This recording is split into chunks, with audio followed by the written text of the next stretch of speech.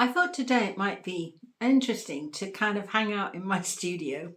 I've been looking at these two um, old pictures which I've been hanging around for ages, and I wanted to do something with them.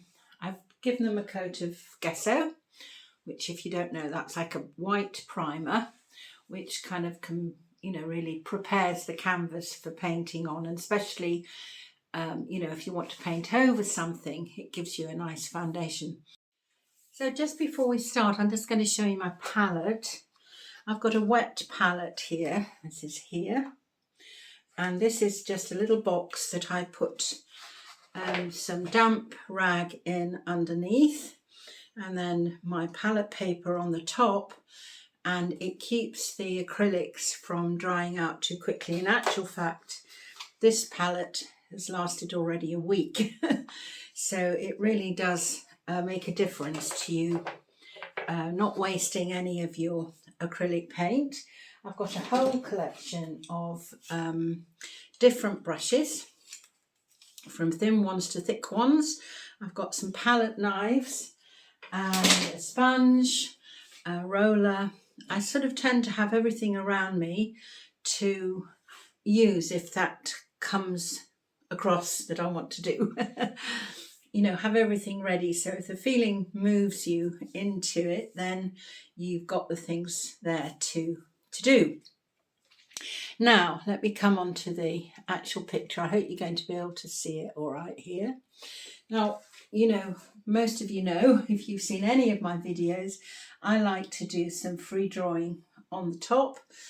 How relevant it is to actually the picture, it doesn't really matter. It just gets you in the zone, connects you up, and you can respond and feel where it wants to go. Now, this is very much about the process of really intuitive painting and allowing yourself to bring that up inside you. We don't know what might happen. It's unexpected. And that's the exciting thing about it. Whatever might happen, how it will evolve. And that's all part of the wonderful process. And honestly, there's no right or wrong. I get so many questions and comments about, people saying, I don't know what I'm doing. I don't know if it's right or wrong. Whatever you do is right for you. And if you allow yourself, without overthinking it or thinking at all, actually, then something inside you will come and be creative. So that's where we're heading. So when I'm looking at this, that's exactly what I'm doing. I'm just allowing a movement to occur, just to see where I might go with it. And I might enjoy some shapes with it. I might see how I feel about where those shapes are. But you're never going to see this under the painting, and it's kind of very loose. Now, if you feel as if you can't loosen up here, go to your non-dominant hand, because that's not in control. So you can do your shapes with that. It's an interesting little exercise to do anyway. But if you find yourself thinking, swap over and try it with the other hand, and your marks will be a little bit different. So I'm going to go back to here. So that's my free drawing, lovely scribbles and things. Now, some of them I might pick up in the painting, but some of them I probably won't. Now, I'm hoping that you'll be able to see this okay. It's quite difficult to get the angle right, so you can see me painting on an easel. When it's on the table, it's a bit easier.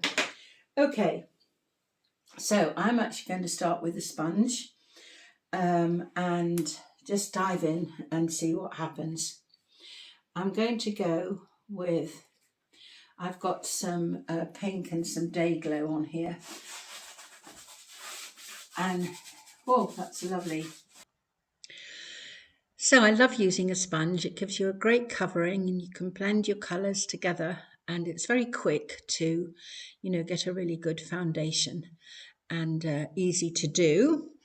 The colours that I'm using I'll put in the description below, but you feel free to use the colours that you feel drawn to, and you can just enjoy this whole process. I use a sponge a lot, and it's very freeing and easy to do, particularly when you're first starting off. It's a great thing to have and feel in the zone with. Okay, well, that's the first layer of that one. Nice, loose, just giving me that feeling of moving into it, and using some different colors. I'm not using a massive palette. I keep the paints, so they will harmonize. If you saw the video from last week, you'll know what I'm talking about, is that we harmonize the colors by using a little bit of all of them in each color difference. So I'm going to let that dry, and while that's drying, I'm going to move on to the next one. So I'm going to do the same thing on this. I'm going to come and draw on it and then start the actual painting. So I've speeded this up again because you've already seen this process with the other video. And are you enjoying this? Is it helpful for you? And if it is, it would be great if you would like and subscribe so you don't miss out on any of the other videos that I do. So you can see here I'm using a rag and just making some different things with texture, which is slightly different to what I did last time. And, again, just really enjoying the process and having fun with that creativity. Okay, well, we've done the two first layers of both of the paintings, and I'm going to come back to it when they're all dry. Okay, so now the fun begins. I've got some charcoal and I'm going to draw into the paintings now. Obviously I did the drawing before, but now we're kind of getting into the body of it, and I'm going to see what happens. So let's go. I love doing these drawings on top of a painting. You can do it in charcoal or paint or whatever feels right for you, and whatever shapes that you like, and then just allowing yourself to, you can go within the shapes or not, use them as a guide or not, but like a little bit like we did underneath when we first started off. It just kind of keeps you loose and in the zone. And you can see here I'm using my roller. This is a wonderful way of blending colours together and getting, spreading the colour across the painting. It becomes a really kind of playful experiment rather than trying to make something perfect. We're not looking for perfection. We're looking for what's going on inside us, our intuitive feeling about something. And if you're interested in exploring this more and going a little bit deeper, I've got something very special to share with you. So I'm very excited to tell you about the new free taster course, A Simple Way to Paint Abstracts with Confidence, that I'm just launching. And if you would like to come on the wait list for this, so you'd be the first to know about it when I do launch it, that would be fantastic.